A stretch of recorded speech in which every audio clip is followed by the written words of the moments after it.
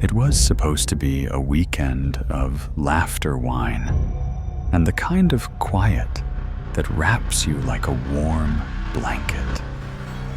But the moment we stepped into that cabin, something shifted in the air. A weight I couldn't name, a shadow that clung to the walls. By the time we left, I understood we were never alone. Not for a single second. I used to think fear was loud. Screams, chaos, the kind of thing you see in movies. Growing up in a crowded Atlanta suburb, noise was my constant honking. Cars, neighbors shouting over fences, dogs barking into the night. Privacy was a myth, but I didn't mind. It felt safe, like the world was always watching. When I moved to Nashville for grad school, the pace slowed, and I craved something different. Silent space, a chance to breathe. That's what led us to Ellijay Creek, a small town in northern Georgia where the mountains promised peace and the air smelled of pine and possibility. Amelia, my closest friend from college, had just turned 26, and we saw it as the perfect excuse to escape. Just the five of us, me, Amelia, Lauren, Jess, and Kat sisters, by choice, scattered by life, but tethered by memories.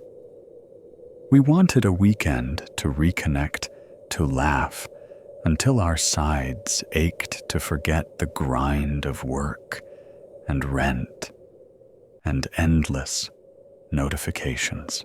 Kat found the listing on Airbnb Cozy Cabin with scenic views, perfect for group getaways. The photos showed a 2-story wooden retreat, its wraparound porch glowing under soft, light pine trees, stretching into the sky like silent sentinels. The reviews were glowing dozens of 5-star raves about the fireplace, the cozy beds, the stars at night. A few mentioned the host checking in often, but we brushed it off. Southern hospitality, right?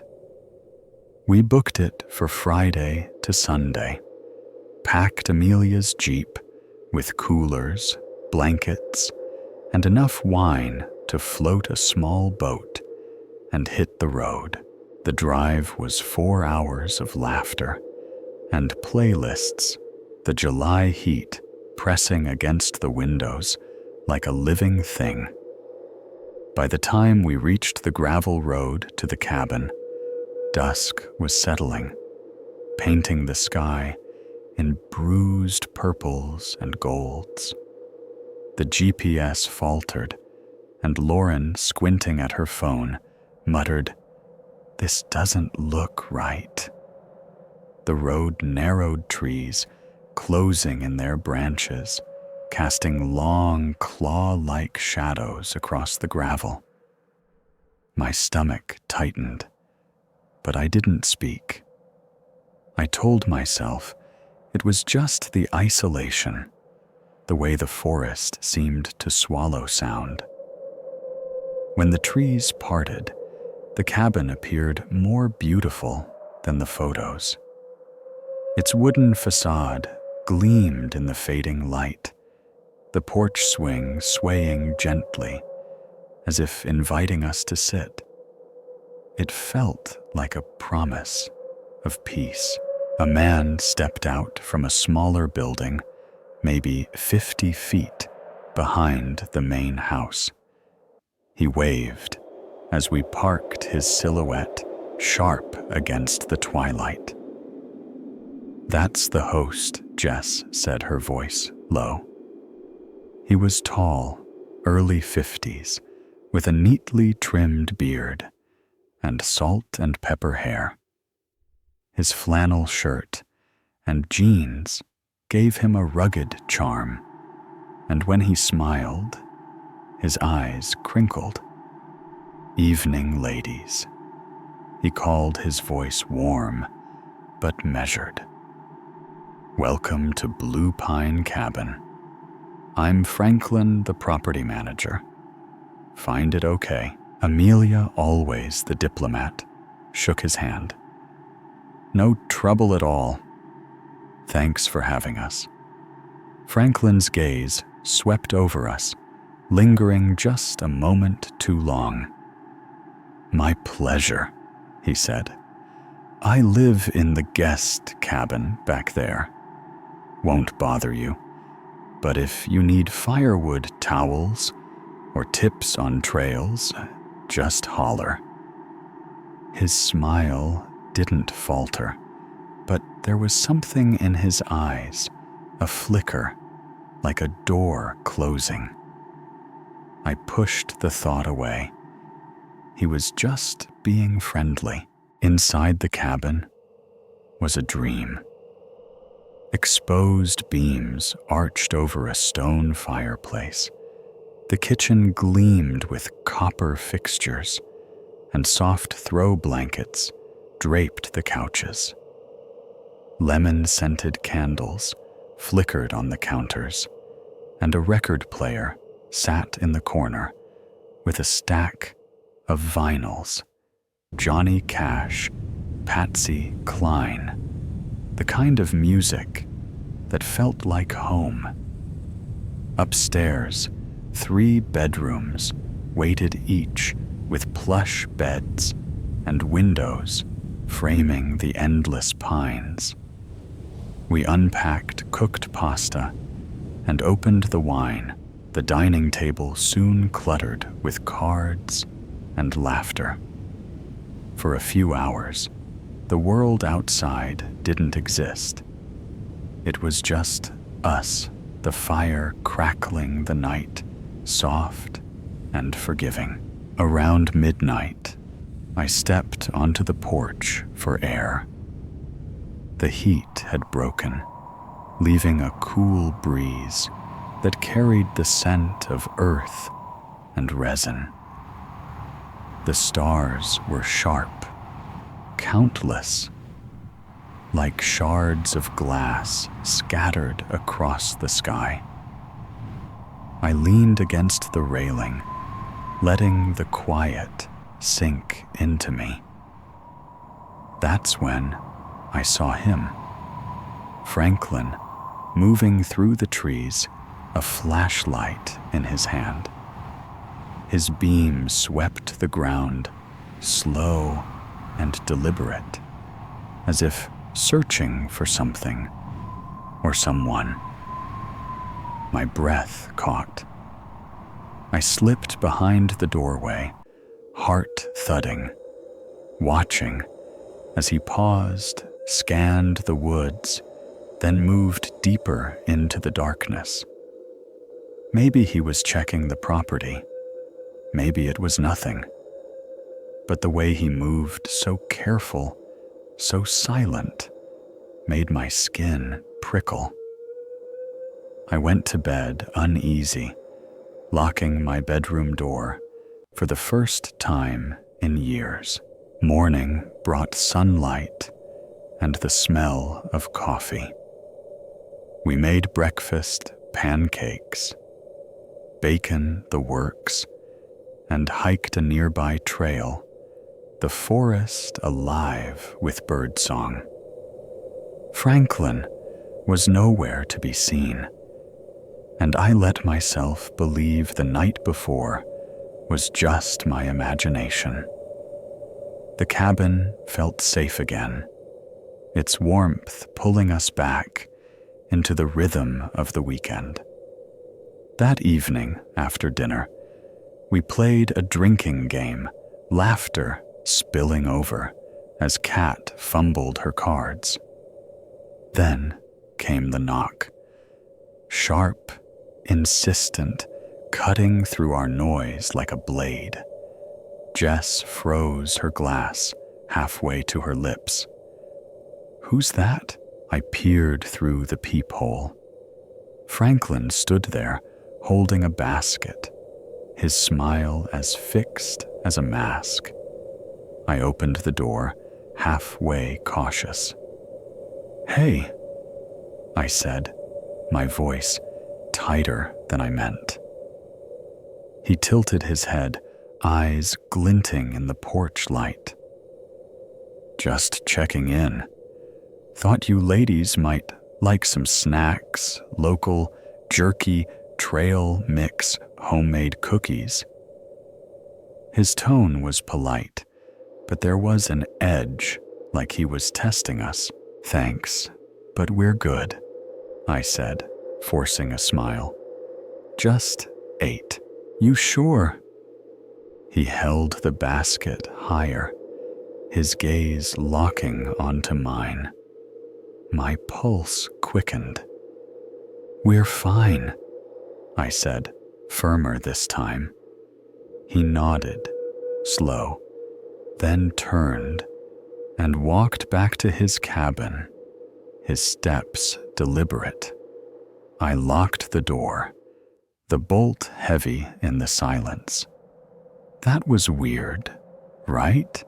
I asked, turning to the others. "Beyond weird," Lauren muttered. "Why show up at 10 at night with snacks?" We tried to shake it off. Kat turned up the music, and we danced silly and loud, pushing the unease away. But then Jess stopped, her face pale. Did someone just pass the porch window? The room went still. My heart climbed into my throat. What Amelia whispered. Jess pointed her hand, trembling. I saw a shadow. I swear, I grabbed a flashlight, my palms slick, and opened the door. The porch was empty, the night thick, with the hum of cicadas. No footprints, no signs. Nothing, I said, but my voice shook. We laughed it off, blaming the wine, but the air felt heavier now, like the cabin was holding its breath. Less than an hour later, footsteps echoed across the porch, slow, deliberate, each one a nail in my nerves. We killed the lights, crouching in the dark. Through the window, I saw him, Franklin, standing just beyond the glass, half hidden by a beam. His eyes were fixed on the cabin, unblinking, like a predator, studying its prey. He's out there, I whispered, my voice barely air. The others pressed closer, their breathing ragged. He knocked once, then again, harder. My hands shook as I opened the door an inch. What's going on? Franklin's face was calm, too. Calm. Heard something. Sounded like screaming. His voice was flat wrong. We didn't scream. I said, my mouth dry. We're fine. You sure? His eyes bored into mine, searching. I forced the door shut, locking it with a trembling hand. Good night, Franklin. Through the curtain, I watched his shadow linger unmoving before he finally retreated. None of us slept. Every gust of wind, every creak of the floorboards felt like him circling closer. At dawn, I woke on the couch, my neck stiff, my eyes burning. Sunlight slanted through the windows, soft and golden, but it didn't feel safe. As I rubbed my face, something caught my eye, a glint of metal on the bookshelf. I leaned closer, my breath hitching. A tiny black lens nestled among the books, staring back. A camera. My stomach dropped. I called the others, my voice hoarse. We tore the cabin apart, dread pooling in our chests. Another camera in the bedroom, disguised as a hook. One in the kitchen clock. And worst of all, one in the bathroom, vent its lens, cool and unyielding. He'd been watching us, every moment, every breath. Kat's voice broke the silence. He's been watching us. Her words were a whisper, but they hit like a scream. Jess clutched her bag, tears streaming. We have to go. Now. We packed in silence, panic clawing at us. Blankets, clothes, wine bottles, everything shoved into bags without care. We left the keys on the counter, the cabin pristine, as if we could erase our presence. As we backed out, I saw Franklin on his porch, his eyes locked on us. No wave, no smile, just a stare that burned into my skull. The drive was a blur, the road stretching endlessly as we processed what we'd found. As soon as we had signal, I reported everything to Airbnb, screenshots, photos of the cameras, timestamps. I left a review under a throwaway account, my hands shaking as I typed. Weeks later, the listing vanished, but Airbnb never followed up. I don't know if Franklin faced consequences, or if he's out there watching others, his cameras still rolling. Sometimes, in the quiet of my apartment, I feel it a prickle on my neck, like eyes I can't see. I check my locks twice now, scan corners for lenses. Wake at night, convinced someone's standing just beyond the door. That weekend was supposed to be our escape, but it trapped us in a fear that never leaves. We were never alone in that cabin, and maybe in some way, we still aren't. Some doors once opened never close. That September night, I didn't just see a ritual, I felt it carve itself into my bones. Now, every shadow in my house feels alive, and every silence hums with something watching. We thought we were stuck in our quiet corner of the world. We were wrong. I've always loved the edges of things where towns fade into wilderness, where the noise of life softens into a hum you can almost ignore.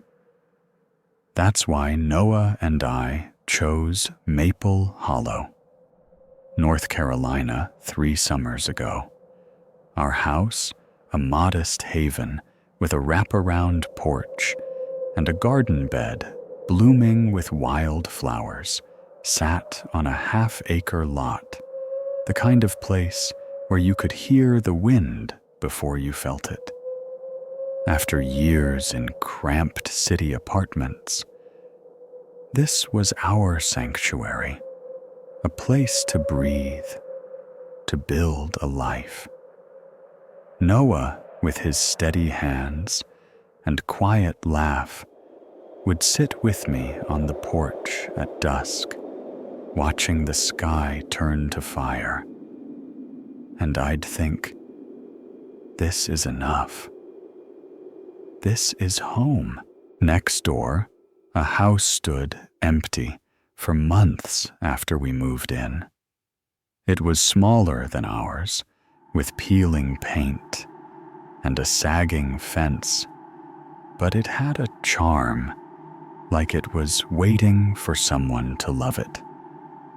About a year ago, a man from out of state bought it and turned it into an Airbnb. At first, we didn't mind. The guests were harmless families, with kids chasing fireflies, couples on weekend escapes, the occasional retiree with a fishing rod. Some waved over the fence, others kept to themselves. Once, a family left us a plate of homemade cookies, still warm, and Noah joked we'd hit the neighbor jackpot. It felt like a small, manageable disruption in our quiet world. Then came that weekend in late September, when the air held the last gasp of summer, heavy with the scent of earth and fading blooms. It was one of those golden evenings, the kind where the light feels like a gift. Noah and I had just finished dinner, the plates still warm in the sink, and settled in the living room. A documentary was cued on the TV, but we weren't really watching.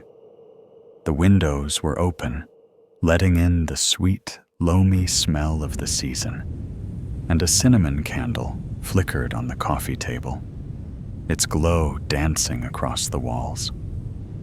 I remember leaning into Noah, his arm around me, feeling the kind of peace you don't notice until it's gone. Around 8:45 p.m., I glanced out the window, drawn by a flicker of movement in the Airbnb's backyard. Two figures young, maybe mid-20s, were arranging something on the grass.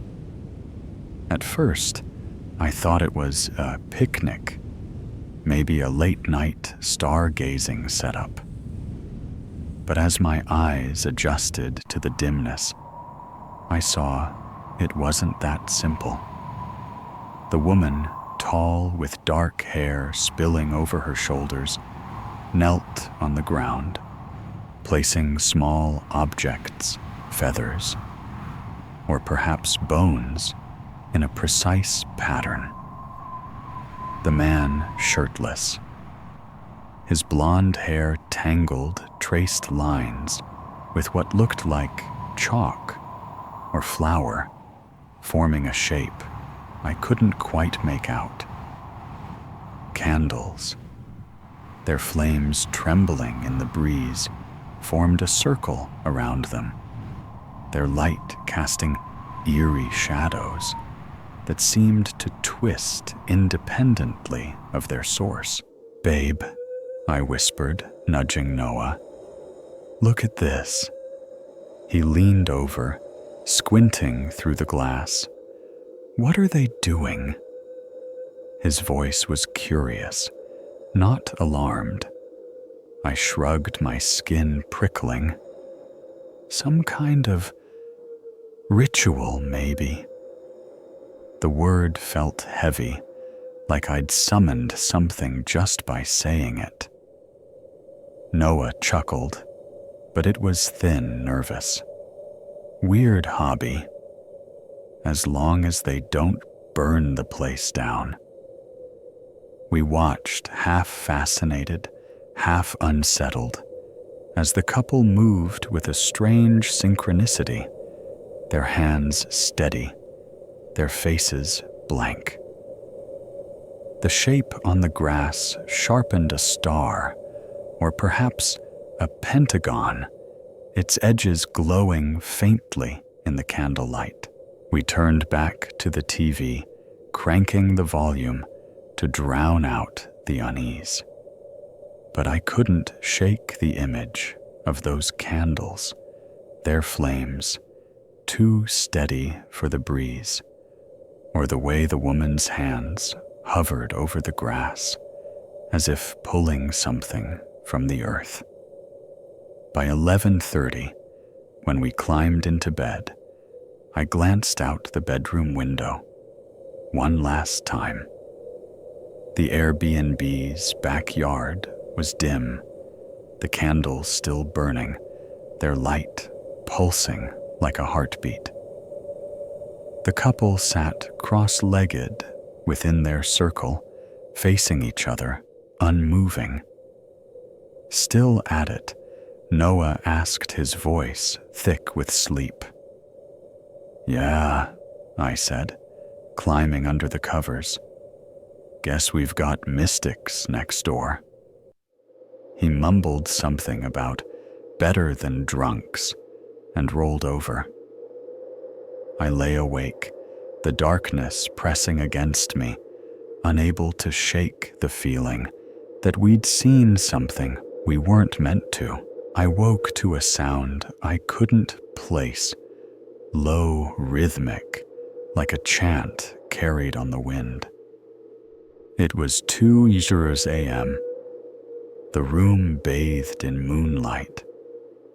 Noah's steady breathing beside me. My heart was already racing, as if my body knew something my mind hadn't caught up to. I sat up, straining to listen. The murmuring wasn't a dream. It was real, coming from outside, closer than it should have been. "Noah," I whispered, shaking him. He groaned, rubbing his eyes, but froze when he heard it too. The sound wasn't in the Airbnb's yard anymore. It was in ours. I crept to the window, my bare feet cold against the floorboards.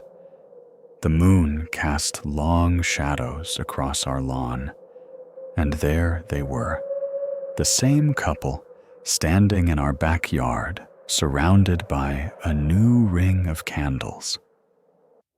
This time, the shape wasn't a circle, but a triangle, its edges sharp, a symbol etched into the grass at its center, glowing faintly, as if lit from below.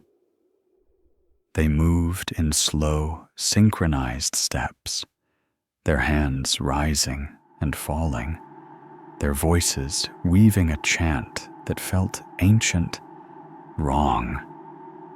Their faces were empty, not angry, not joyful, just focused, like they were reaching for something beyond the world I knew.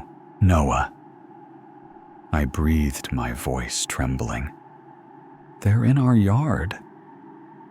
He was out of bed now, his phone in hand, but we didn't move.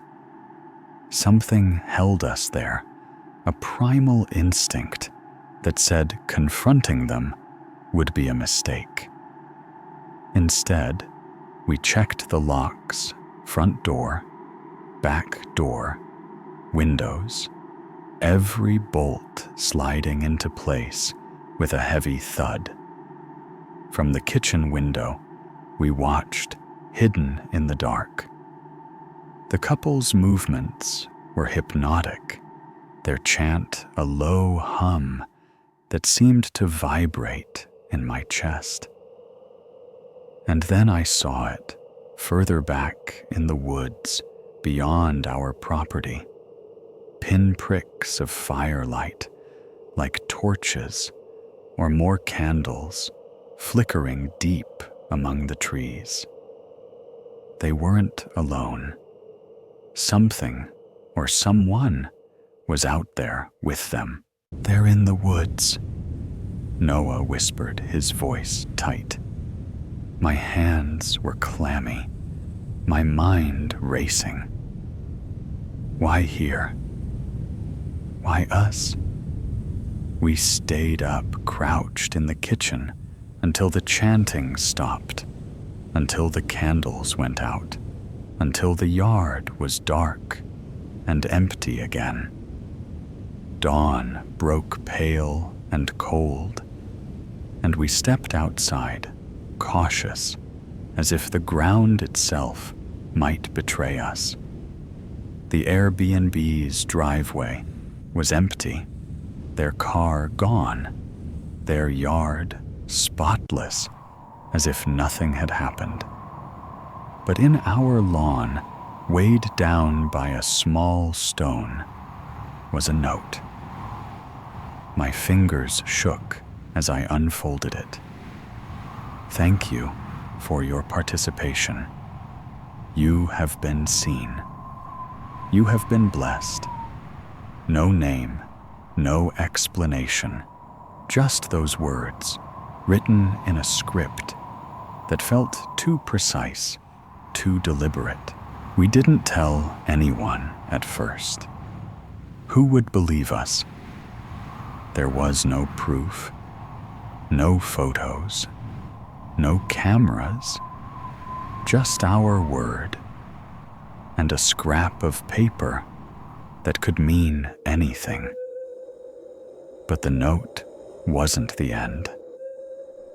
That night, as we sat in the living room, the air felt different, heavier, like it was holding its breath.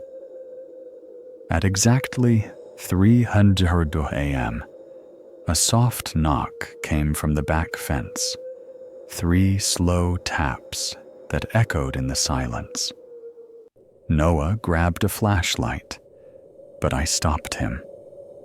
"Don't," I said, my voice barely audible. We didn't look. We didn't move. The knocks came again the next night, and the night after, always at 3 hazurs, always 3 taps, like a ritual of their own. Then came the humming, low, almost inaudible, drifting through the vents, as if the house itself was singing. I'd wake, heart pounding, convinced the sound was inside my skull. One morning, I found scratches on the inside of the basement door, faint but deliberate, like something had clawed its way out. Noah tried to rationalize it. Mice, maybe, or old wood settling, but his eyes betrayed him. He felt it too. A week later, I stepped outside for the mail and froze. On our doormat was another note, typed this time, crisp and cold. "We appreciate your silence." I contacted the Airbnb owner, my hands shaking as I typed. I described the couple, the ritual, the notes, the lights in the woods. His reply came within hours, and it turned my blood to ice. "I'm sorry. I have no record of a reservation from the 23rd to the 25th. Are you sure they were at my property?" We were sure. We'd seen their car, watched them move in and out of the house, felt their presence bleed into ours. But according to him, the house had been empty. We installed motion lights, cameras, anything to reclaim our space. But the heaviness lingered, a presence that settled into the corners of our home. Sometimes, at 300 a.m., I wake without reason, the air thick, the silence alive. I feel them, or whatever they summoned, watching from the woods, waiting. Noah doesn't talk about it, but I see it in the way he checks the locks, the way he pauses at the edge of the yard.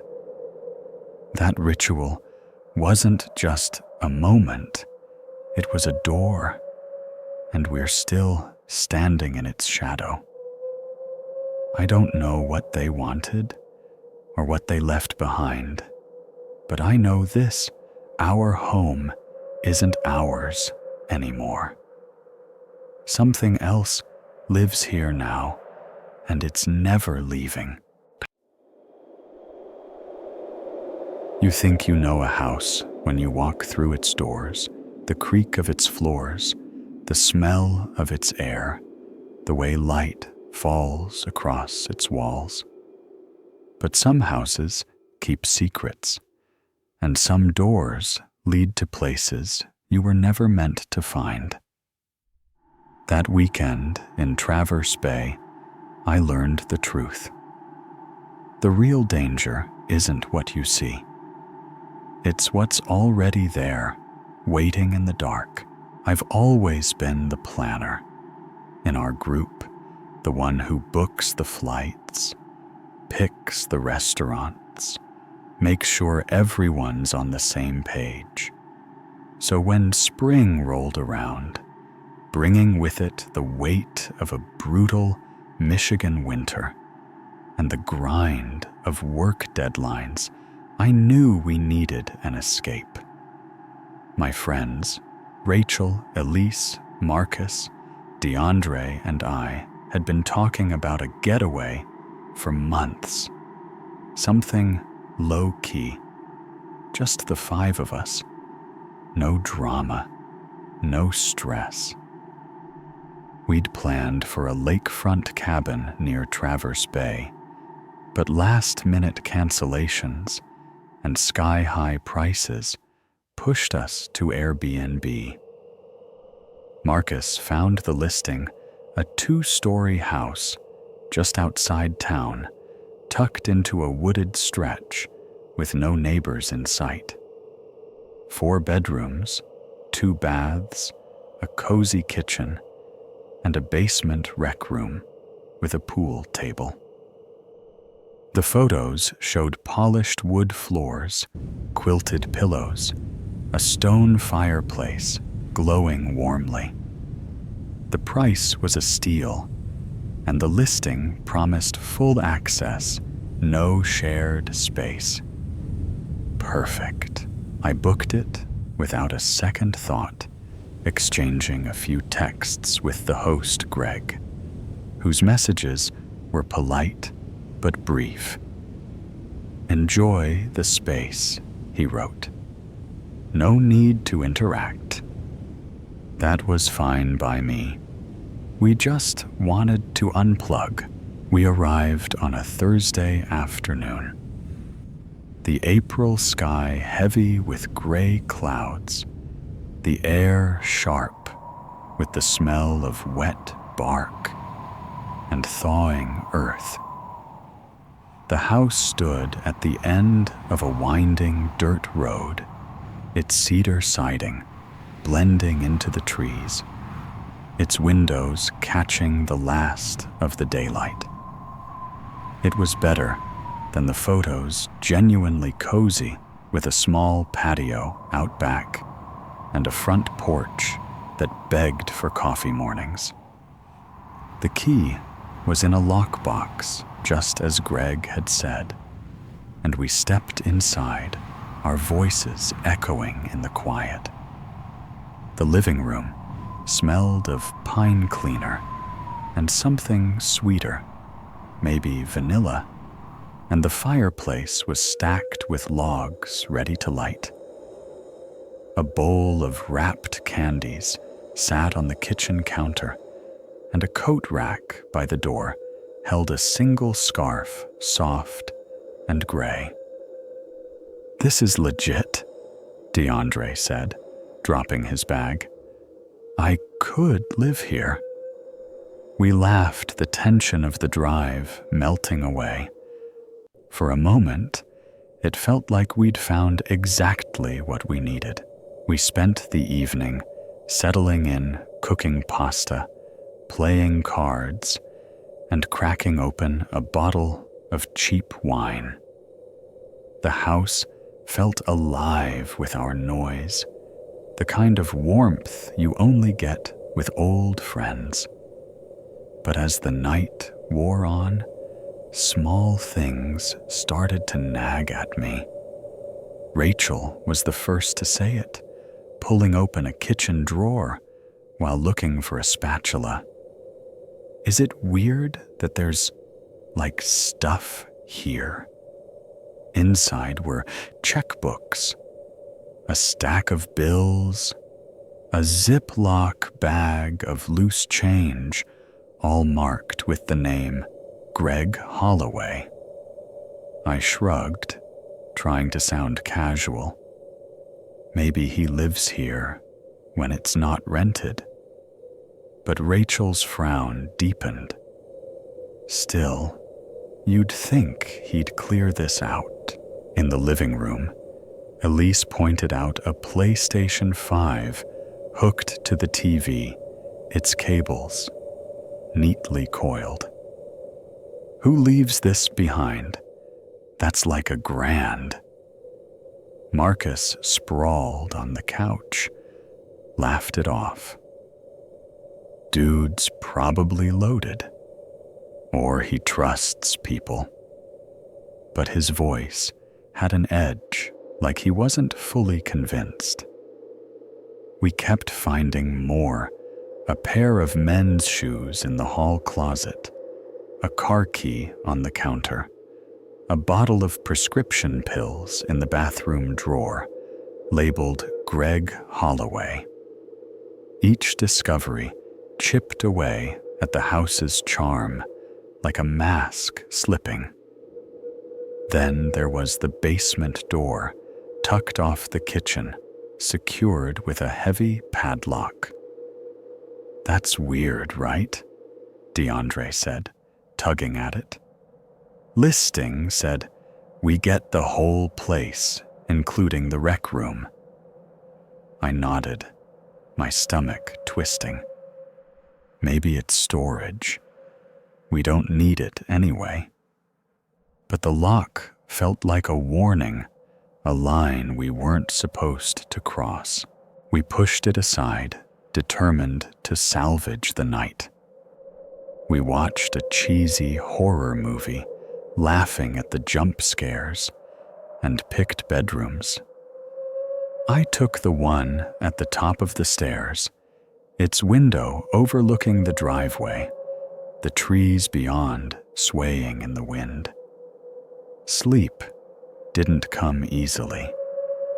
The house was old, its bones settling with pops and groans, the kind of noises you tell yourself are normal. But there was something else, a weight in the air, like the house was holding its breath. I lay awake, staring at the ceiling, convincing myself it was just the unfamiliarity of a new place. Sometime after 2:00 a.m., I drifted off, only to wake at 3:47 a.m., my bladder demanding attention.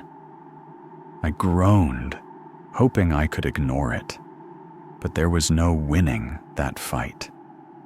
I swung my legs out of bed, the floor cold against my feet, and shuffled toward the hallway. That's when I heard it. Soft steps on the carpet. A faint rustle, like someone moving carefully. I froze, hand on the doorknob, my heart climbing into my throat. Maybe it was Rachel. She was notorious for late-night bathroom runs. Or Elise, who sometimes wandered when her insomnia kicked in. I opened the door quietly. The hallway dim, lit only by a faint blue nightlight near the stairs. At the far end, near Elise's room, was a figure, male, stocky, wearing a dark hoodie. He was crouched slightly, his hand on her doorknob, testing it with a slow, deliberate twist. My breath stopped. He hadn't seen me yet. His focus locked on the door. I couldn't move, my body caught in a paralyzing mix of fear and disbelief. Then his head turned, and our eyes met. His face was pale, unshaven. His expression, not angry or scared, just caught, like a predator, startled mid-hunt. Instinct took over. I slapped the light switch beside me, the hallway flooding with cold, harsh light. "Hey!" I shouted, my voice cracking. "What the hell are you doing?" Doors flew open. Rachel, Marcus, DeAndre, all yelling over each other. Elise's door swung wide and she screamed, seeing the man just feet from her. He threw up his hands, backing away. Wait, I'm Greg. I'm the host. What are you doing in the house?" Marcus roared, stepping forward, his fists clenched. Greg's eyes darted between us, sweat beading on his forehead. I left some tools downstairs. Needed them for work tomorrow. Thought I could grab them quietly. His voice was shaky, his hands still raised, but there was something off, like a rehearsed line delivered under pressure. At 4 a.m, DeAndre snapped his voice low and dangerous. Rachel pointed to the basement door, its padlock now hanging open. "You were down there?" Greg nodded too quickly. "I sleep there sometimes. It's my house. I wasn't going to bother anyone. Thought you'd be asleep." His words spilled out a flimsy shield against our anger. My chest felt hollow, the air too thick to breathe. He'd been here the whole time, hidden beneath us, moving through the house while we slept. We herded him downstairs, our voices overlapping in a chaotic mix of fear and outrage. Marcus dialed Airbnb support, his phone pressed to his ear, while Rachel called the local non-emergency line, her hands trembling. Greg sat on the couch, his head bowed, no shoes on his feet, his hoodie rumpled like he'd thrown it on in a hurry. He didn't try to run, didn't argue, just sat there, his silence louder than our shouts. When the police arrived, an officer with tired eyes and a notepad, he listened to our story, took Greg aside and spoke quietly in the kitchen. Legally, it was murky. Greg owned the house, but his listing had promised exclusive access. Nowhere did it mention he'd be living in the basement, slipping through the halls at night. The officer told Greg to leave for the rest of our stay. He grabbed a duffel bag and left without a word, his car crunching down the gravel drive. We didn't sleep after that. The house, once cozy, felt like a trap. Its walls too close, its shadows too deep. By morning, we were packing our bags thrown together in a haze of exhaustion and fear. Elise cried in the car, her hands wrapped around her knees. "I felt him," she whispered. "Before you saw him, I felt someone there." None of us spoke. The drive back was silent, the road stretching endlessly as we left Traverse Bay behind. We reported everything to Airbnb, every detail, every item we'd found, every moment of that night. Marcus sent screenshots of Greg's messages. I uploaded photos of the padlock, and Rachel wrote a detailed account of the confrontation. A few days later, the listing was gone. Greg banned from the platform. I don't know if he faced legal consequences or if he's out there hosting somewhere else, slipping through other houses in the dark. Sometimes I wake at night, convinced I hear footsteps in the hall, soft and deliberate, testing the locks of my mind. I check doors, now scan rooms for signs of someone who doesn't belong. That weekend was supposed to be our escape, but it left us with a fear that lingers, a question that haunts. What else was he doing down there in the dark while we slept above? The quiet places are supposed to heal you, to strip away the noise and leave you whole. But that night in Huron Ridge, the silence wasn't empty.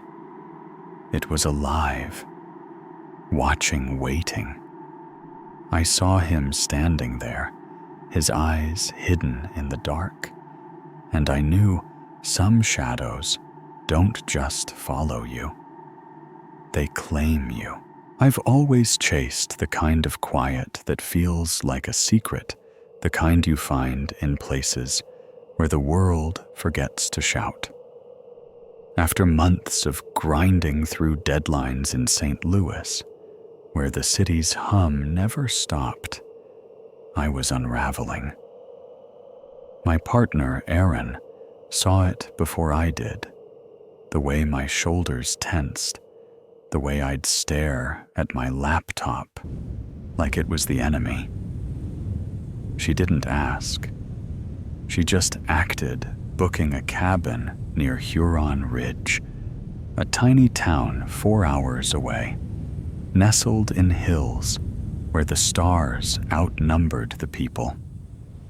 The Airbnb listing was a promise of peace. A small wooden retreat with a fire pit, a deck overlooking a pine-filled slope, and no neighbors too close. The host, Julia, had glowing reviews, the kind that called the place a slice of heaven and home away from home. Aaron sent me the confirmation with a single line: "You need this." I didn't argue. We packed light clothes, snacks, wine. Aaron's telescope for stargazing, and hit the road, the weight of the city already fading with every mile. We arrived late Friday afternoon, the air thick with the scent of damp leaves and earth, the gravel driveway crunching under our tires. The cabin was better than I'd hoped, its cedar walls glowing in the fading light, its windows framing a view of endless trees. A key waited in a lockbox, just as Julia promised, and we stepped inside to a space that felt like it belonged in a magazine. The living room had a big window facing the forest, a plush couch piled with blankets, and a coffee table holding a single candle, its wick unlit. The kitchen was small, but warm, with copper mugs hanging on a rack, and the bedroom upstairs had a bed so soft it practically begged us to stay. "This is it," Erin said, her hand brushing my back.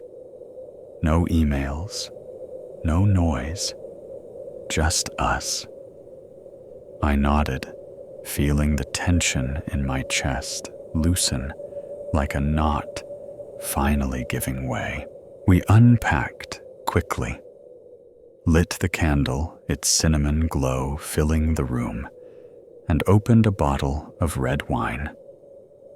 By 9:00 p.m., we were out on the back deck, wrapped in blankets, the sky above us, a canvas of stars, the Milky Way, a shimmering river of light. Erin pointed out constellations, her voice soft, her excitement pulling me out of my head. I watched her, more than the sky, her eyes bright, her hands tracing patterns in the air. For hours we talked about work, about maybe leaving the city for good, about nothing at all. It was the kind of night that made you believe life could be simple again. Then I saw it, a flicker of light through the trees, sharp and unnatural. I froze my wine glass halfway to my lips. "Look," I whispered, nudging Erin. 50 feet away, slightly downhill, a porch light blinked on at a house we hadn't noticed before.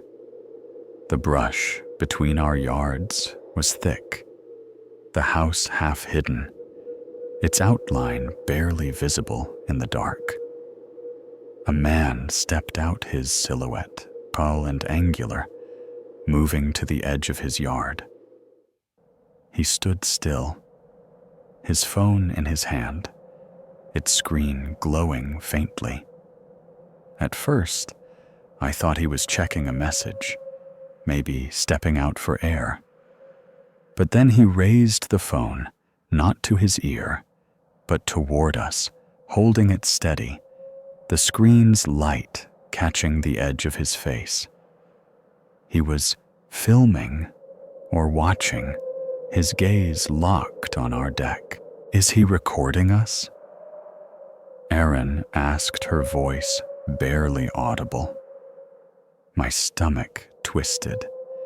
The angle was too deliberate, his stance too rigid. "I don't know," I said, but my skin prickled, the night suddenly colder. I shifted the blanket off my lap, standing slowly, keeping my eyes on him. "Let's go inside." Erin didn't argue. We grabbed our wine, the telescope, and slipped through the sliding glass door, locking it behind us. From the living room, I peered out the curtain half drawn. He was still there, phone raised, unmoving, like a statue carved from the dark. Erin tried to shrug it off, her voice light but strained. "Maybe he's checking his signal or something." I shook my head. "Then why face us?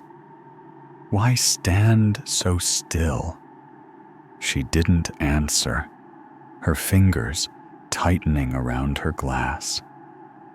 We closed the curtains, the fabric heavy in my hands, and tried to push it away.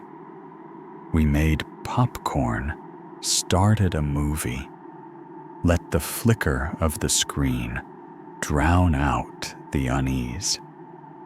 But I kept glancing at the window, half expecting to see his face pressed against the glass. By midnight, we climbed into bed, the cabin's quiet, no longer comforting, but oppressive, like a held breath. I woke to a sound, soft, rhythmic, like leaves crunching under careful steps. It was just past 2 a.m., the room bathed in moonlight. Erin asleep beside me, her face half buried in the pillow. My heart was already racing, my body alert before my mind caught up. I slipped out of bed, the floor cold against my feet, and moved to the window.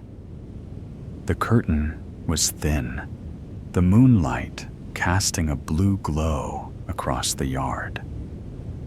There he was, closer now, standing in our yard, just beyond the reach of the deck's light. His hands were at his sides. No phone, this time his head tilted slightly, as if listening. My breath caught my hands, trembling as I gripped the curtain. He wasn't moving, just standing, his presence a violation of the space we'd claimed as ours. I didn't wake Erin. Some instinct told me to stay quiet, to keep this moment mine. I moved to the living room, my steps silent, and flipped on a small lamp by the couch, its glow soft but deliberate. When I returned to the window, he was gone. Gone. My heart pounded as I leaned closer, scanning the yard. Then I saw it. His door closing next door, the faint outline of his figure slipping inside, as if the light had chased him away. I sat on the couch, the lamp still burning, watching the windows for an hour, my mind racing. Was I imagining it? Was he just a curious neighbor, or something more? The silence offered no answers, only questions that grew sharper with every passing minute. Morning came gray and heavy, the sky overcast. Erin and I debated what to do over coffee, the cabin's warmth doing little to ease the chill in my bones. "Let's just enjoy the day," she said, her voice firm but fragile. "We're leaving tomorrow. He's probably harmless." I nodded, wanting to believe her, but the image of him in our yard, silent and still, clung to me like damp cloth. We hiked a nearby trail, the forest alive with the rustle of leaves and the call of distant birds. We ate lunch at a small diner in town, the kind with checkered tablecloths and coffee that burned your tongue. We browsed an antique shop, picking up a chipped teacup as a silly souvenir. For a few hours, I forgot the night before the cabin's promise of peace almost restored. But as we drove back, the sun sinking behind the hills, the unease returned. The sky was cloudier now, no stars to light our way. I didn't suggest going out to the deck, and neither did Aaron. We stayed inside, eating leftovers, watching another movie. The TV's glow a weak shield against the dark. By 10:30, we were in bed, curled together, the cabin's silence pressing against us. Then it came footsteps, soft but deliberate, circling the cabin. Not a jogger, not a dog walker, but someone moving with purpose, testing the edges of our space. I sat up, my heart slamming against my ribs. Erin stirred her eyes, wide. "What is it?" she whispered. I held a finger to my lips, slipping out of Bama, my phone already in hand. I moved to the window, the curtain's edge trembling in my grip. His shadow stretched across the deck, long and sharp, caught in the sliver of porch light we'd left on. He was closer now, near the living room window, the one we hadn't fully covered. I dialed 911, my voice low as I spoke to the dispatcher. "There's a man outside our cabin. He's looking inside. He was here last night, too." The dispatcher's voice was calm, instructing me to stay put, promising officers were on the way. I watched as he cupped his hands against the glass, leaning forward, his face hidden, but his intent clear. He was searching for us. "He's at the window," I whispered, my voice shaking. Erin clutched my arm, her breath ragged. The dispatcher kept me on the line, her voice a lifeline in the dark. Then he turned his head, tilting toward our bedroom window.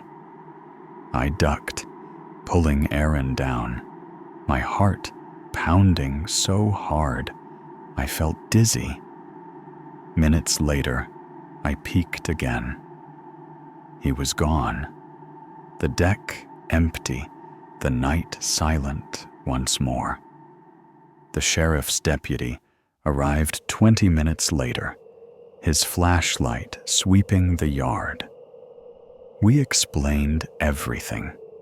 The phone, the first night, the figure in the yard, the way he'd peered through our window.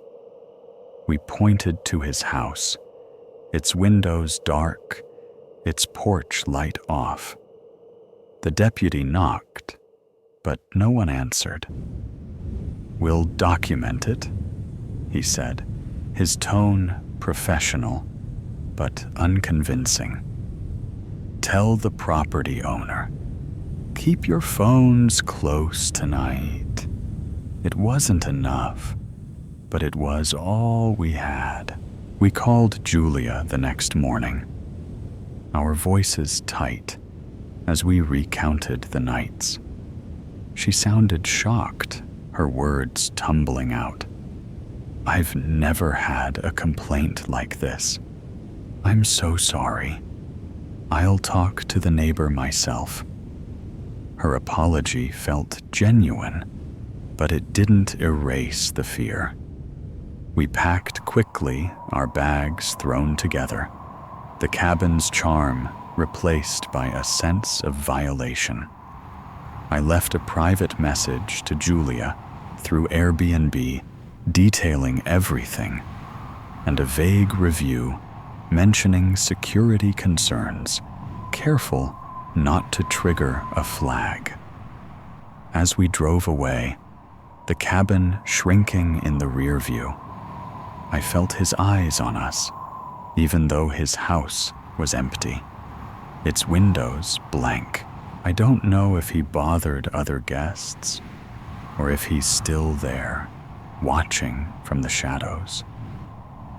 Sometimes I close my eyes and see him, his silhouette against the glass, his phone's glow, his silent stare.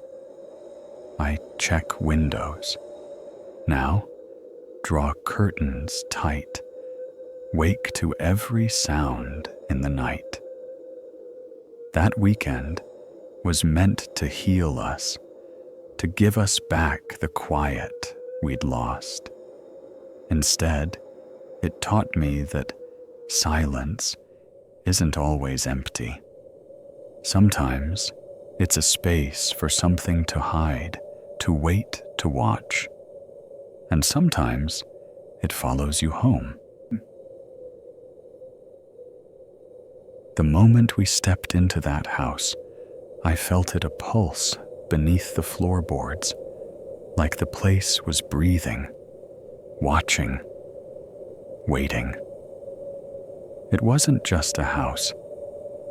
It was a memory heavy with secrets it refused to share. By the time we left, I knew some places don't let you go. They hold you, and they never stop. I've always believed a house could be more than walls and windows, a place to build memories, to hold your family close. After months of chaos, work deadlines, piling up the kids, restless from too many days indoors, Rachel and I were desperate for a break. Our kids, Eli 7 and Sophie 6, were bundles of energy, their laughter a reminder of why we kept pushing through. When my cousin Marlon mentioned a quiet Airbnb he'd stayed at in Whisper Pines, North Carolina, it felt like the answer we'd been searching for. The listing promised a family-friendly retreat with a wraparound porch, a big backyard, and a treehouse that made Eli's eyes light up in the photos. Rachel was hesitant. She preferred hotels with their predictable safety, but the glowing reviews and the kids' excitement won her over. We booked it for a weekend, packed our bags, and headed out, the promise of a few days of peace pulling us forward. The drive from Durham was 3 hours, the road winding through hills dusted with pine needles.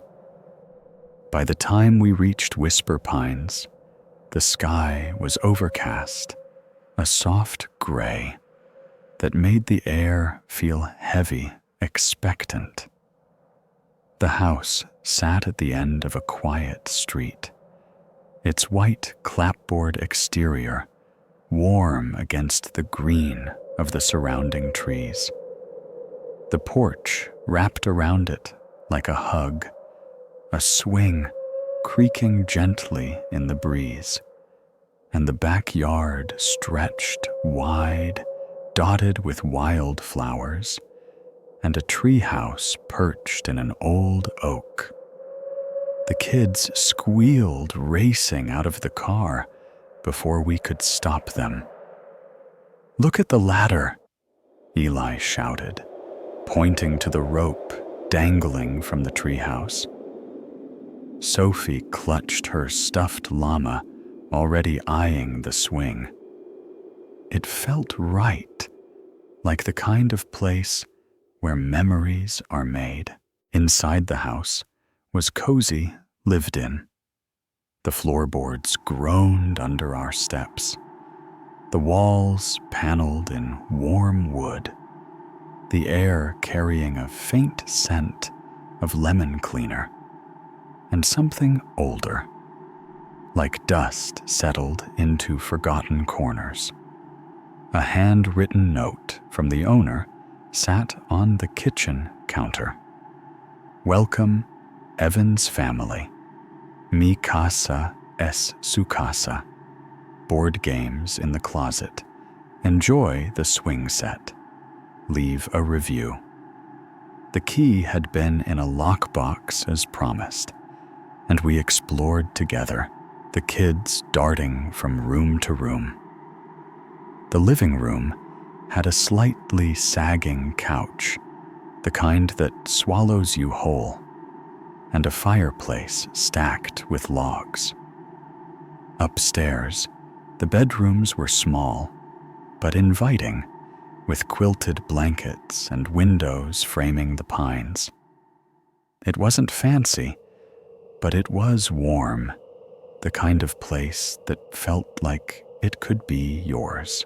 We spent the evening unpacking, making popcorn, and watching a movie with the kids curled between us. Rachel and I opened a bottle of wine, our laughter soft, as the kids drifted off.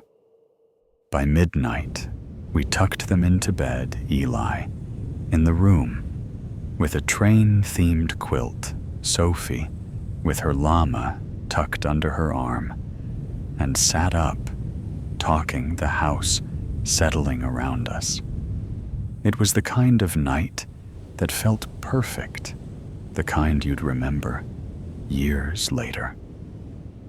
But around 1:30 a.m., something woke me. A low murmur, like voices behind a wall, soft and rhythmic, pulling me from sleep. I sat up, my heart thudding. Rachel's arm still draped across her face in the dark. I strained to listen, the sound fading in and out like a radio signal caught between stations.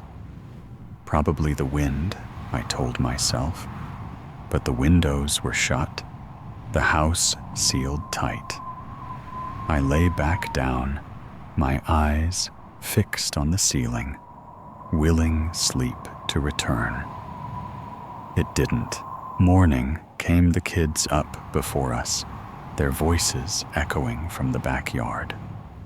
I found them by the treehouse Eli, halfway up the rope ladder.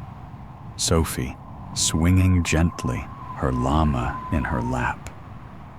The treehouse looked weathered, its wood grade one, shutter hanging crooked. The swing's chains were rusty, creaking with every motion.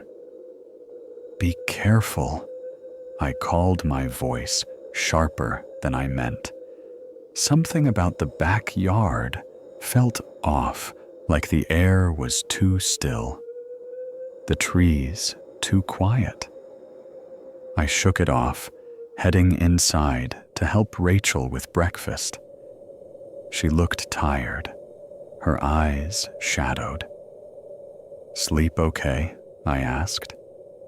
She hesitated, stirring her coffee. I had a weird dream. Thought someone called my name, but I was half asleep. I almost told her about the murmuring, but stopped myself. No need to start the trip on a strange note. We spent the day exploring Whisper Pines, a sleepy town with 2 diners, a gas station, and a strip of shops with faded awnings. At a small coffee shop, we ordered hot chocolate for the kids and iced coffee for us. The barista, a woman in her 50s, with kind eyes, overheard Rachel mention the Airbnb. "You're at the Pine Grove house?" she asked, her smile faltering. "Yeah," Rachel said, glancing at me. The woman's hands paused on the coffee machine. "Stayed there years ago. kept hearing things at night. Thought I was going crazy. She laughed, but it was forced, her eyes darting away. Enjoy your weekend. Probably nothing. The kids tugged at us to leave, but her words stuck with me, a seed of doubt taking root. That night, we played a board game from the hall closet, the kids giggling as Sophie won her victory dance, lighting up the room. Rachel lit candles, the overhead lights flickering, every few minutes casting long shadows across the walls. Feels like we're playing by candlelight, she joked, but her smile was tight. Then I noticed it. The front door cracked open just an inch. My skin prickled. Did someone open that? I asked. Rachel frowned. I locked it earlier. I checked. I crossed the room, my steps heavy, and shut it, turning the deadbolt with a firm twist. Maybe the kids had messed with it. Maybe it was nothing. But the air felt different now, charged like a storm was coming. 20 minutes later, the lights flickered again, then went out entirely. The kids gasped, their wide eyes reflecting the candlelight. Okay, that's not funny, Rachel said, standing. I grabbed my phone, its flashlight cutting through the dark, and checked the fuse box in the kitchen. Everything looked normal, the switches in place. Within minutes, the power returned, the lights humming back to life. Sophie clutched Rachel's arm. I want to go home, she whispered. It's okay, sweetheart, Rachel said, her voice unsteady. Just an old house, around 900 p.m. Eli came running inside, his face pale tears streaking his cheeks.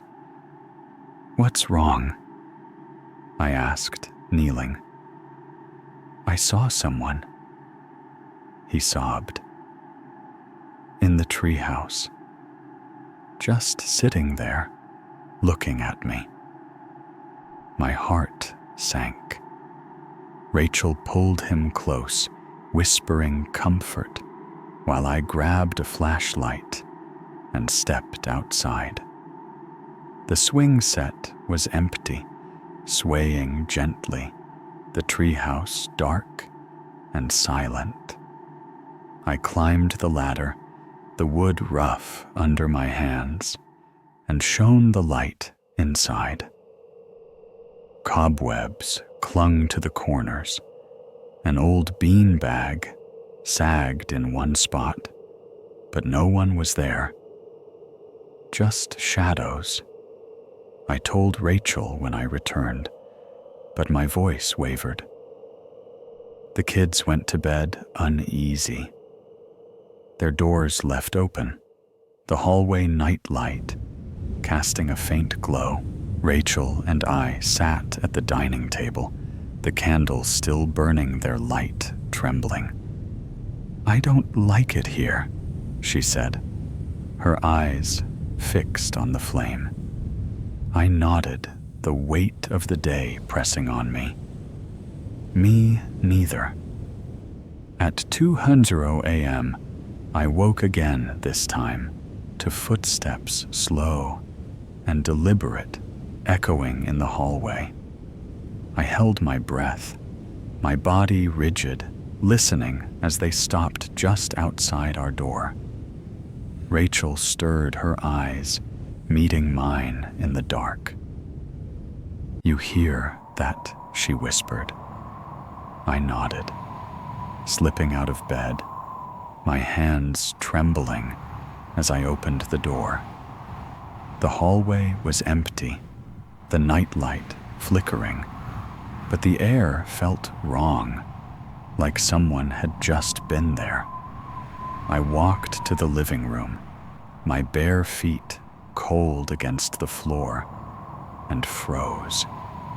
The front door was wide open, the night air curling inside like a living thing. I checked the porch, the yard, my flashlight sweeping the darkness. Nothing. I locked the door again, jamming a chair against it, my heart pounding so hard it hurt. Rachel was awake now, her face pale. "I saw someone last night," she whispered. "In the hallway, just a figure watching me." Her words hit like a blow. I didn't sleep again, sitting up with the lamp on, watching the windows, waiting for something I couldn't name. Morning came gray and heavy, and we told the kids we were leaving early, blaming a change of plans. They didn't question it, their small hands clutching their bags. As we loaded the car, Sophie looked back at the swing set. "She's still sitting there," she said, her voice small.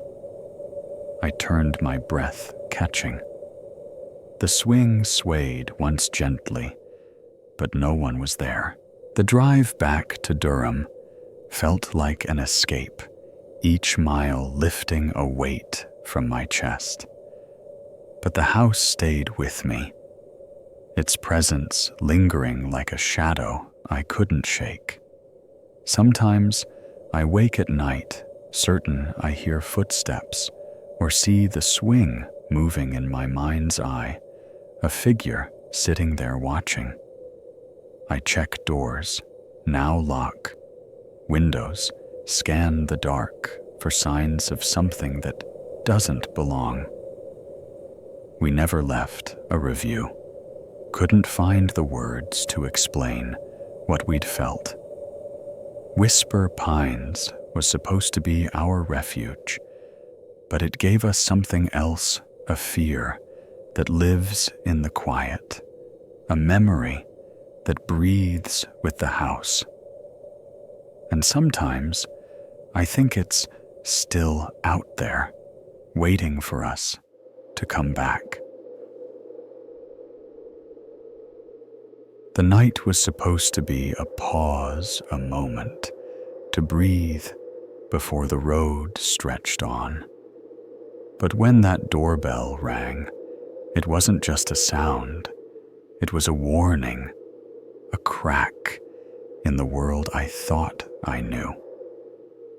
They were out there, waiting, their faces hidden, their intent carved into the silence. I survived, but some part of me is still locked in that house, running from shadows that never stop chasing. I've always found freedom in the open road, where the hum of tires and the blur of landscapes drown out the noise of life. After quitting my job at a dental office in Tucson, burned out from endless appointments and a breakup that left me hollow, I needed to reset. Sedona was my destination, a week-long retreat I'd planned for months. But the drive was long, so I booked a one-night stopover in Prescott, Arizona, a small town nestled in the mountains. The Airbnb listing was unassuming, a 2-bedroom house in a quiet neighborhood, tan stucco walls, a red tile roof, and a gravel walkway lined with desert plants.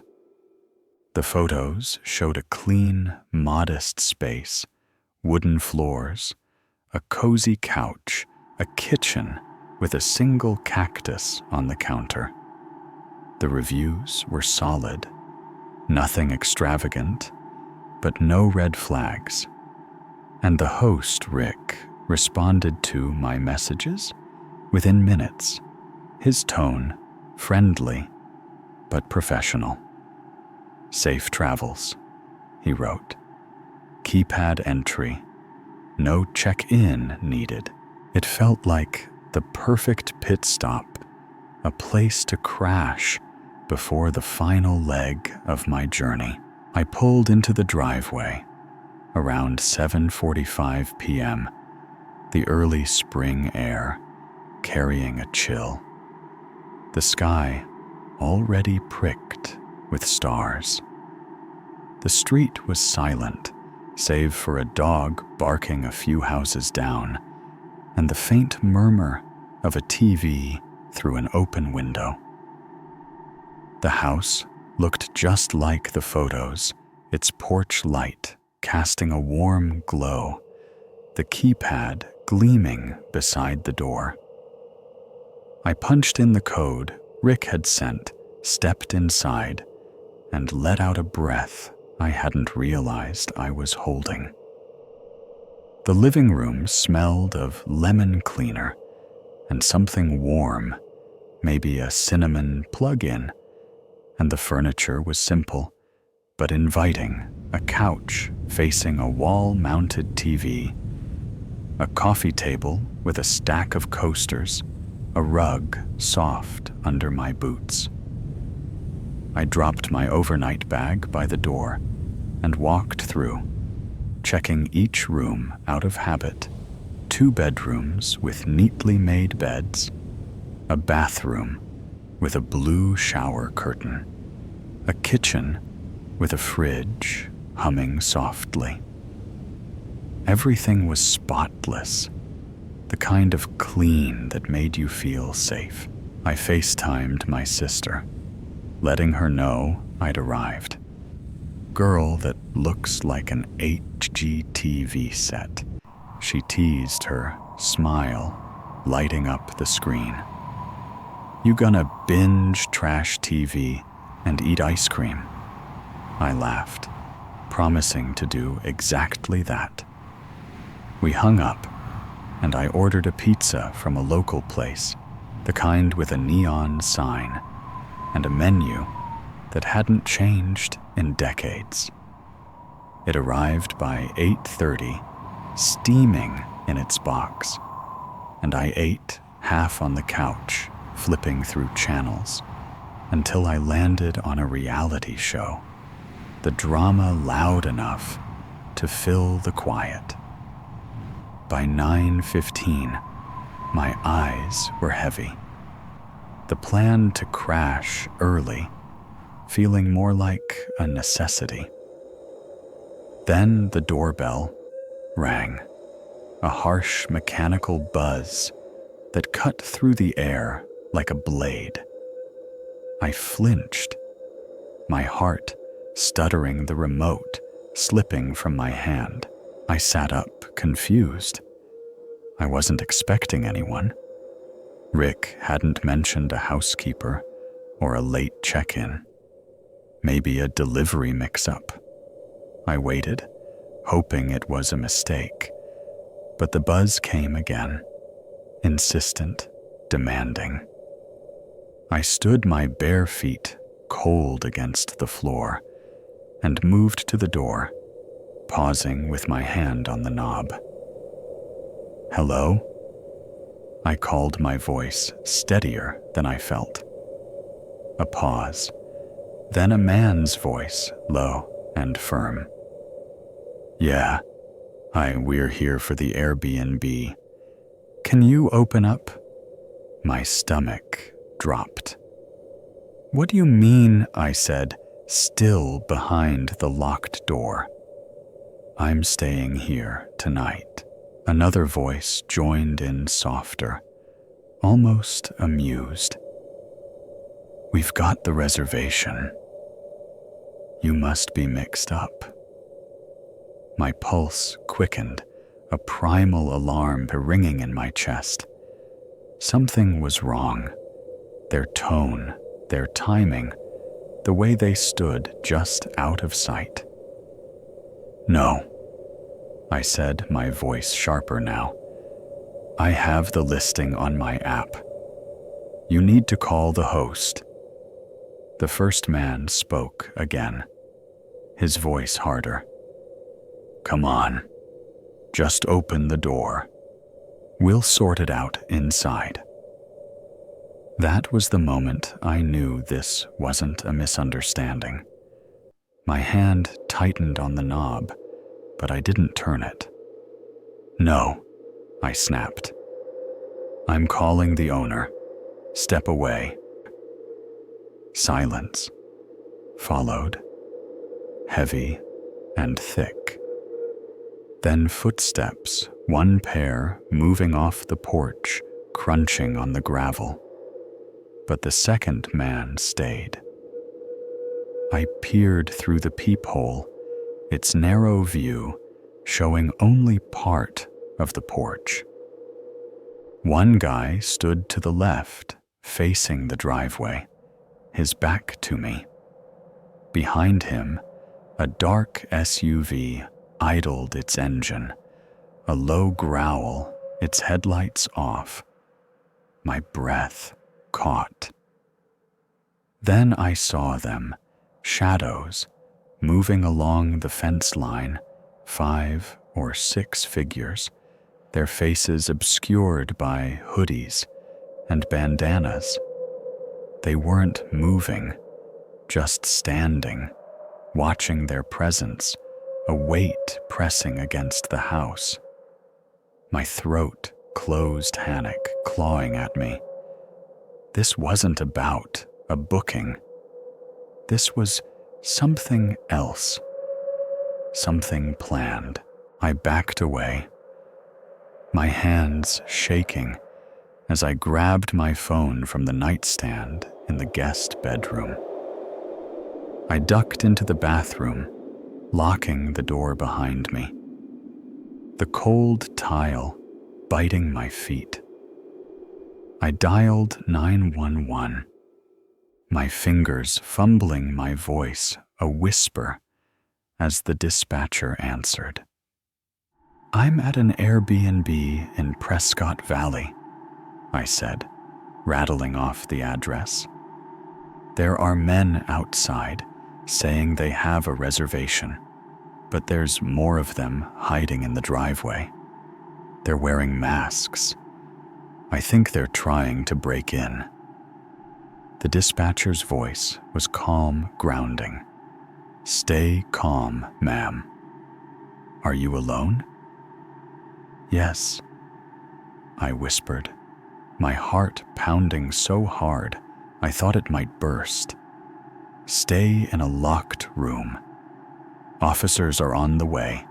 Don't engage. Stay on the line. I sat on the floor, my back against the tub, the phone pressed to my ear. The house was silent, but it wasn't empty. Then I heard its footsteps outside, gravel, crunching, a car door closing. My breath hitched my hand, covering my mouth to muffle any sound. A moment later, a wooden groan echoed through the house, like pressure against the front door. Then, a sharp crack, the sound of splintering wood. They were inside. My vision blurred, tears burning my eyes as I curled tighter, the dispatcher's voice, a faint anchor. Ma'am, are you okay? She asked. They broke in. I whispered, my voice breaking. They're in the house. Footsteps thundered through the living room, heavy and chaotic. Cabinet doors slammed. Drawers rattled, voices called out, low, urgent, commanding. "Check the back one," said. Another, closer, growled. "Where is she?" I pressed my hand harder against my mouth, my body shaking, my eyes fixed on the bathroom door's lock, its flimsy metal, my only defense. The footsteps moved closer, pausing in the hallway, then the bedroom. A hand tested the bathroom door, the knob twisting once, then stopping. "Nothing in here," a man muttered, his voice muffled, but close, too close. I didn't breathe, didn't move, my world narrowing to that door, that lock, that moment. Time stretched, each second a lifetime, until sirens cut through the night, sharp and real. The footsteps retreated, doors slamming, voices shouting as feet pounded out the back.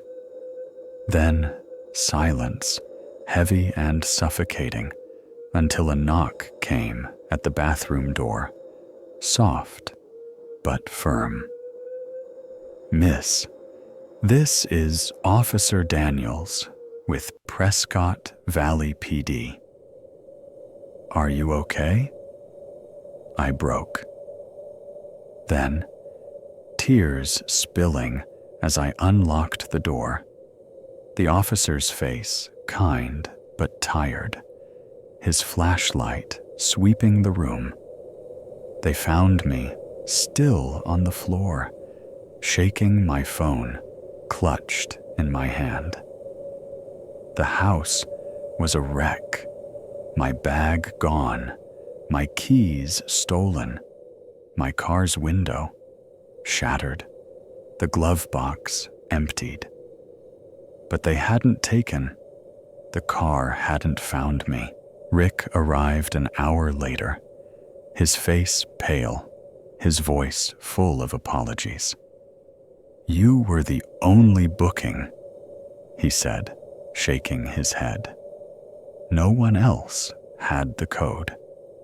The police suspected a gang targeting Airbnb listings, using fake accounts or stolen information to scout homes with solo renters. They don't always hurt people. One officer said, his words meant to comfort, but falling flat. "You did the right thing, staying quiet." I nodded, but the words didn't reach me. I drove to Sedona the next day, checking into a hotel with a front desk, cameras, and security guards. The Airbnb was a memory I wanted to erase, but it wouldn't let go. Sometimes I hear that doorbell in my dreams, sharp and wrong, and wake with my heart racing, checking locks, scanning shadows. I triple-check doors, now avoid rentals, carry a flashlight everywhere. That night was supposed to be a rest stop, a moment of peace. Instead, it left me with a fear that lives in my bones, a question that haunts. What would they have done if they'd found me? You think you know a guest when you see their profile, polite messages, a verified ID, a promise to follow the rules. But some people aren't guests. They're shadows slipping through your life with secrets you'll never unravel. That night in Asheville, I walked into my own cabin and felt like a stranger. What I found there wasn't just a lie. It was a warning etched into the air, and it's never left me. I've always been the kind of person who plans for the long haul, who sees the world as a puzzle to solve with enough effort and care.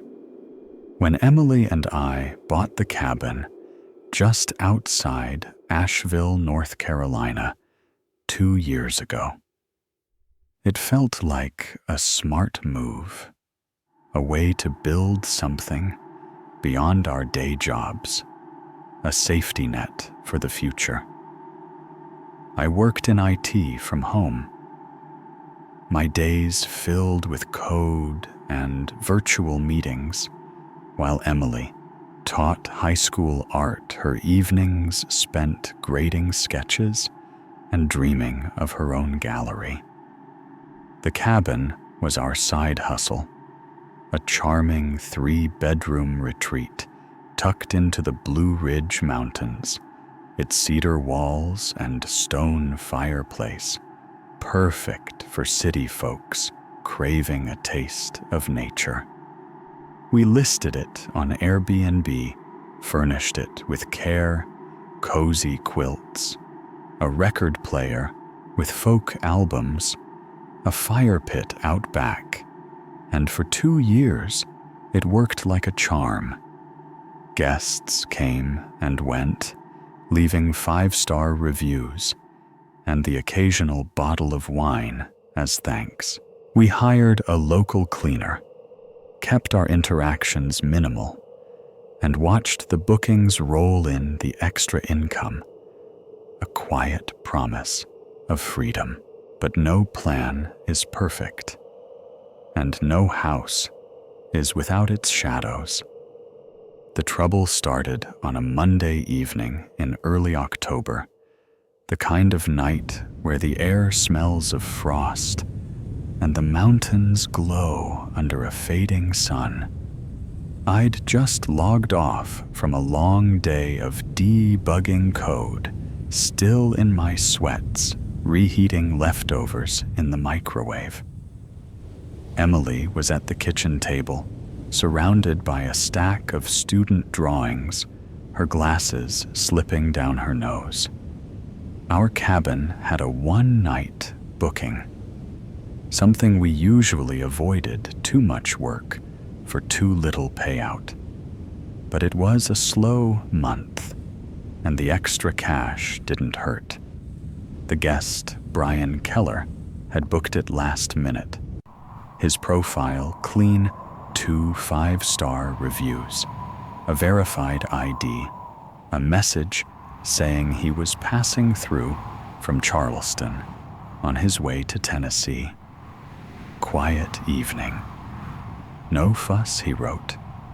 I sent him the standard welcome message with the smart lock code and fireplace instructions, my mind already on dinner. At 4:52 p.m., my phone pinged with a text from Brian. Hey, just got here. Beautiful place. Thanks again. I replied with a thumbs up. No red flags, no gut feelings, just another guest in a string of many. Emily and I ate, talked about her. Students laughed about a cat video she'd found online. It was a normal night, the kind you don't think twice about. Then, at 9:07 p.m., my phone buzzed again. Brian. Hey, can I call you real quick? My stomach twisted, a faint unease settling in. Guests didn't call. They texted leaky faucets, lost Wi-Fi, extra towels, but calls were rare, too personal, too direct. Before I could respond, my phone lit up with his number, the ringtone sharp in the quiet kitchen. I sighed, set down my glass, and answered. Hello. Brian's voice came through calm, almost too smooth. "Sorry to bother you, Matt. It's just the water. It's not working. Tried the kitchen tap bathroom faucet. Nothing's coming out." I blinked, confused. None of the taps. No pressure at all. "Yeah, bone dry," he said, his tone flat. That didn't add up. The cabin's plumbing was solid, checked regularly. No issues in 2 years. I apologized, told him I'd drive over to take a look, promised it wouldn't take long. "No problem at all," Brian said, his voice almost cheerful. "Thanks for being on top of it." Emily looked up as I grabbed my jacket. "You're going now?" she asked, her brow furrowed. "Yeah," he says the water's out. "Weird, right?" She nodded, her eyes lingering on me. "Be careful." The drive to the cabin was usually a balm, 20 minutes of winding mountain roads, the headlights catching glimpses of pine trunks and distant peaks. But that night, the darkness felt heavier. The road too quiet, the air cold and damp against my skin. I gripped the wheel, my mind turning over Brian's call, the calm in his voice, the late hour, the sudden problem. By the time I pulled into the gravel driveway, my unease had grown a knot tightening in my chest. 2 cars sat in the drive, a silver Ford sedan, clean and nondescript, and an older blue SUV parked crooked, like it didn't belong. Airbnb's rules were clear. 1 guest, 1 car, no extras, without permission. Brian had said he was alone.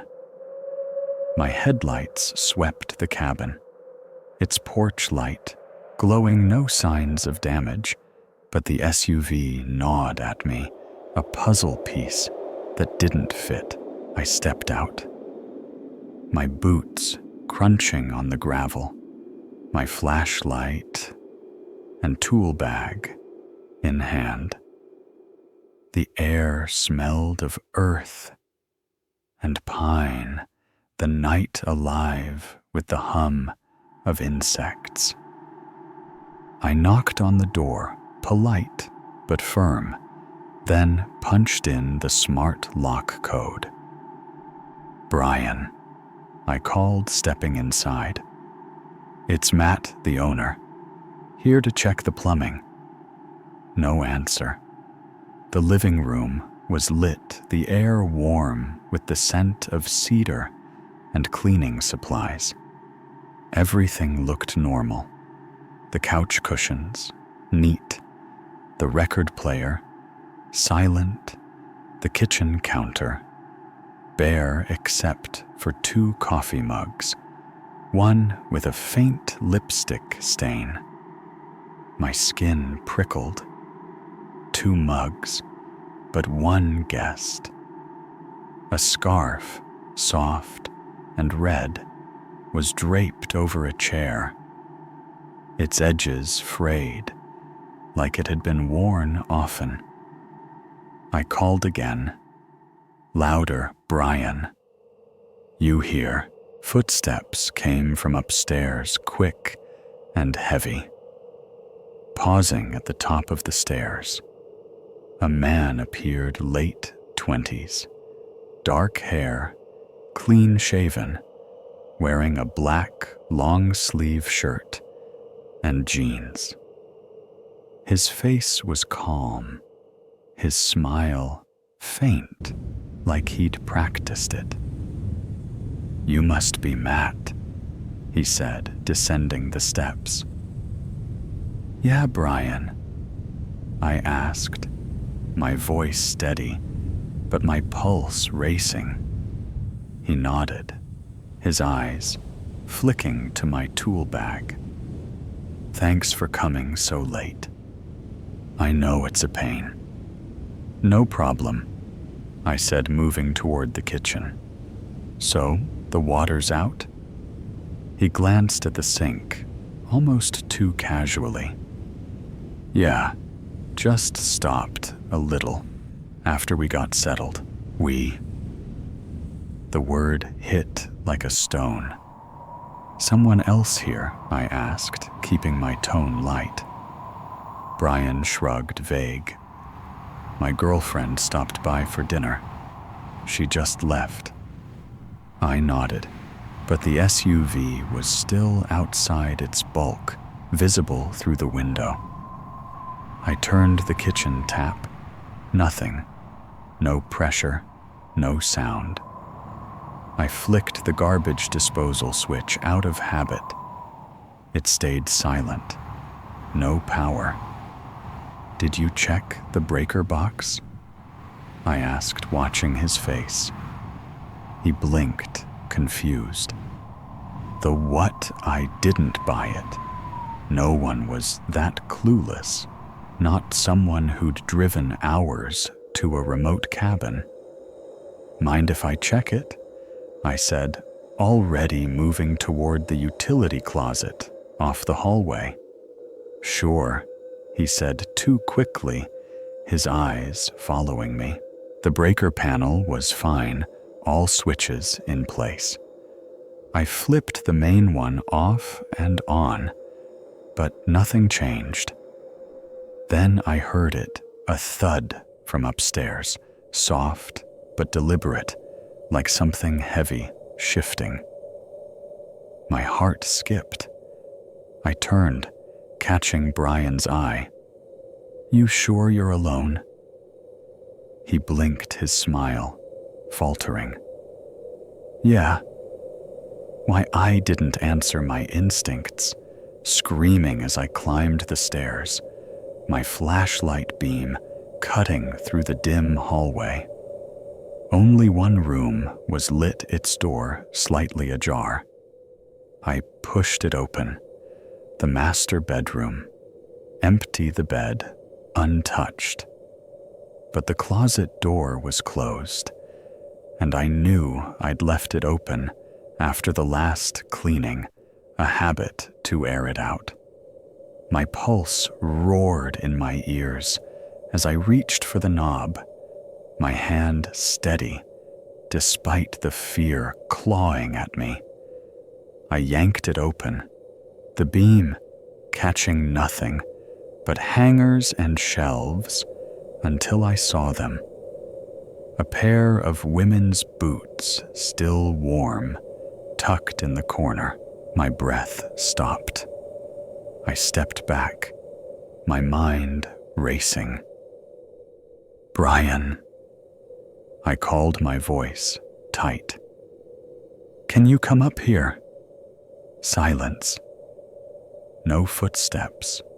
No answer. I rushed downstairs, the air thick with panic.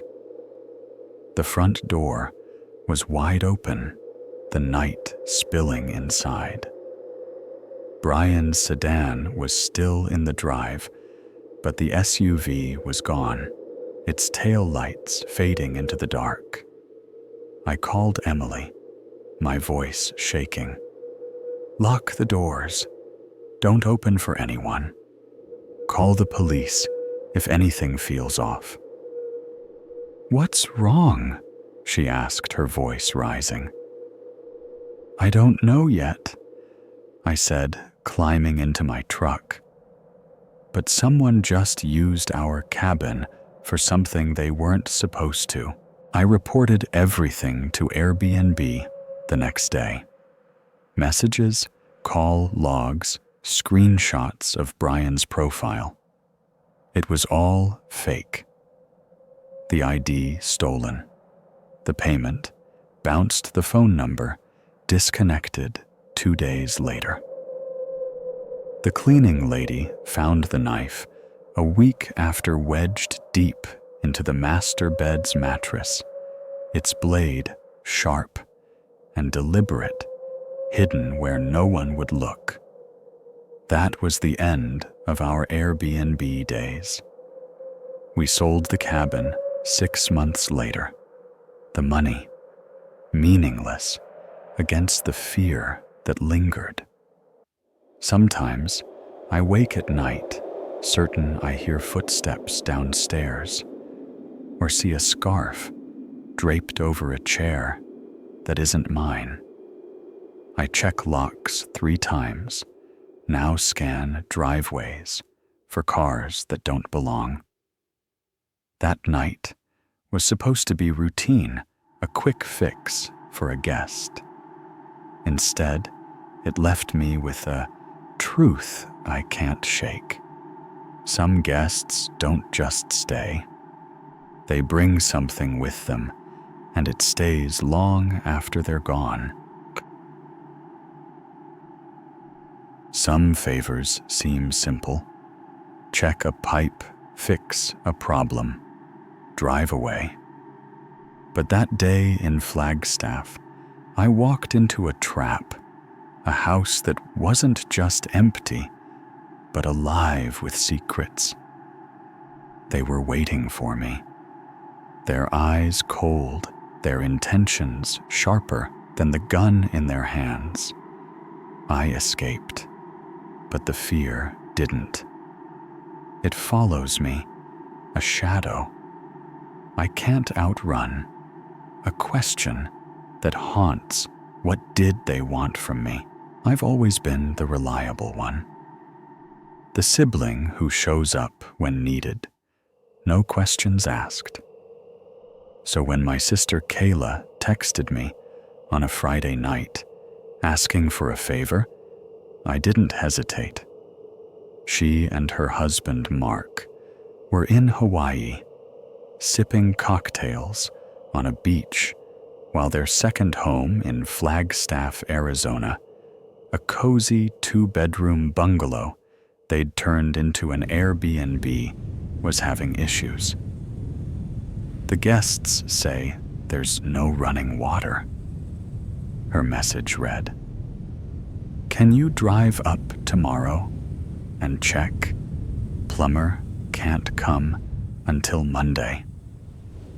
I groaned, my weekend plans flashing before my eyes. But Kayla had been there for me, through college, through my messy breakup, even letting me crash on her couch for nearly a year. I owed her. Fine. I texted back, already packing an overnight bag in my Phoenix apartment. "But you're buying me dinner when you're back." I'd stayed at their bungalow once, just after they bought it, a modest place in a quiet neighborhood, surrounded by retirees and the occasional tourist. The street was lined with low fences, the yards dotted with desert blooms, the air carrying the faint scent of dust and pine. Kayla was meticulous about maintenance, and Mark had installed new plumbing just 6 months ago, so the water issue didn't make sense. As I hit the road early Saturday, the 3-hour drive stretching ahead, a strange unease settled in my chest. Why would someone shut off the water valve on purpose? The thought came unbidden, a whisper I tried to ignore, but it clung to me, growing louder with every mile. I arrived around 12:30 p.m., the mid-90s heat pressing against my skin, the sky cloudless and sharp. The bungalow looked as I remembered, white stucco walls, a tiled roof, a small porch with a single chair. but the driveway was empty. No cars in sight, which was odd. Kayla had said a young couple booked under the name Ryan was staying for 2 nights, leaving Sunday. I expected a rental car, maybe a suitcase by the door, some sign of life. Instead, the curtains were drawn, the house silent, almost abandoned. My unease grew, a knot tightening in my stomach. I parked, grabbed the spare key from the lockbox, and knocked my fist loud against the wood. Hello, anyone here? No answer. I unlocked the door, stepping into the cool, dim living room, the air smelling of lavender, cleaner, and something stale, like old clothes left too long in a drawer. The house was tidy, but not hotel tidy. A duffel bag sat by the hallway, its zipper half open, revealing a tangle of shirts. A mug with coffee stains rested on the kitchen counter, a single spoon beside it. One guest, one mug, but no one here. My boots echoed on the hard wood, each step amplifying the quiet. I headed to the basement, where the water valve was my flashlight, cutting through the dimness. The stairs were narrow, the air cooler. As I descended, the silence heavy unbroken by the hum of appliances or the creak of floorboards above. The utility closet was tucked in the back corner, its door slightly ajar.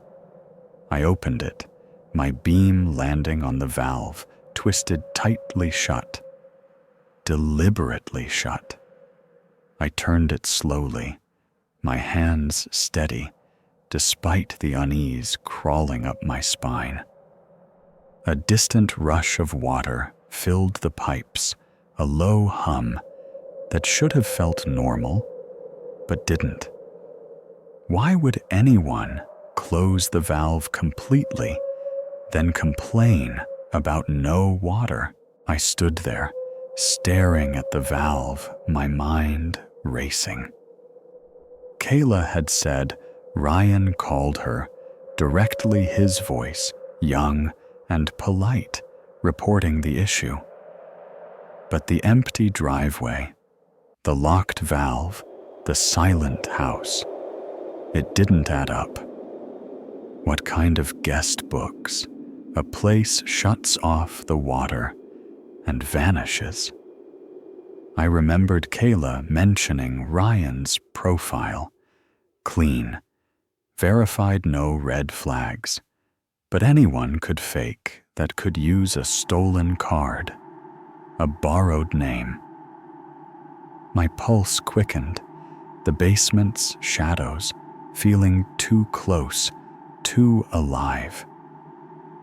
I turned to head upstairs, ready to call Kayla, and get out when the basement door opened above me, its hinges groaning softly. Footsteps followed, heavy, deliberate, not hurried, but certain. My breath caught my flashlight beam, trembling, as I froze halfway up the stairs. 3 men appeared at the top, their silhouettes sharp against the dim light. They were older than I'd expected, late 30s, maybe early 40s, dressed in jeans and hoodies, their faces weathered. One had a beard, another tattoos creeping up his neck, the kind that spoke of prison yards, not art studios. The lead man, his eyes cold, but his smile faint, spoke first. "Is it fixed?" His voice was familiar, the same calm tone I'd heard in Kayla's description of Ryan. But this wasn't a young tourist. This was someone else, someone who didn't belong. "Yeah," I said, my voice cautious, my hand tightening on the flashlight. Valve was just shut off. Must have tightened on its own. They didn't move their eyes, locked on me. No nods, no thanks. Just a heavy silence that pressed against my chest. I cleared my throat, forcing a casual tone. "So I'll head out now. Let me know if you need anything else." I stepped forward, aiming to pass them, but my eyes caught something that stopped me cold. The man closest to the stairs had a gun tucked into his waistband, its grip glinting faintly in the light. My heart slammed against my ribs, my legs heavy as I forced a smile, my mind screaming to stay calm, to move to get out. I walked past them, my steps measured their eyes, boring into my back.